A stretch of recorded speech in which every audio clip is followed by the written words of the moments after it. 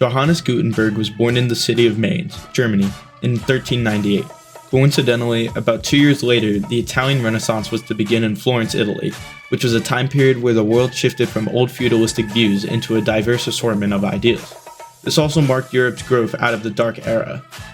Wherever he went to school, he studied German and Latin, and he could speak both languages fluently. His family also belonged to the patrician social class, which in today's society would be considered the upper class. As a boy, he worked with his father as a goldsmith and a gem cutter. Beside what he helped his father with, he also had a passion for reading and books. Then in the 1430s, he decided to experiment with printing techniques while taking inspiration from the movable type printer from China, which had already been around for centuries at the time. The printer he created, though, he made out of rearrangeable metal characters and was able to print 100 books in a week. Unfortunately, Mainz did die in 1468. Gutenberg's printer was so revolutionary during the Renaissance is because of many things.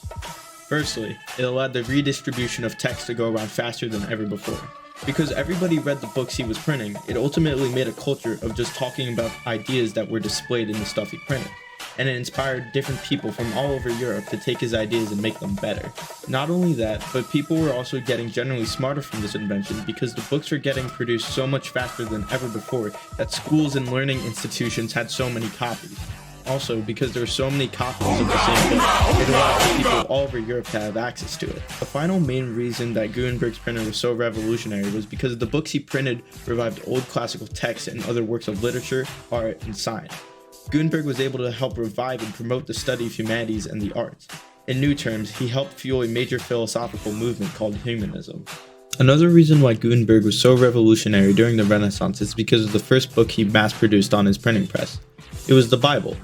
No, Gutenberg did not write the Bible, but he simply rewrote it in vernacular language, or just the language that the majority of the population spoke.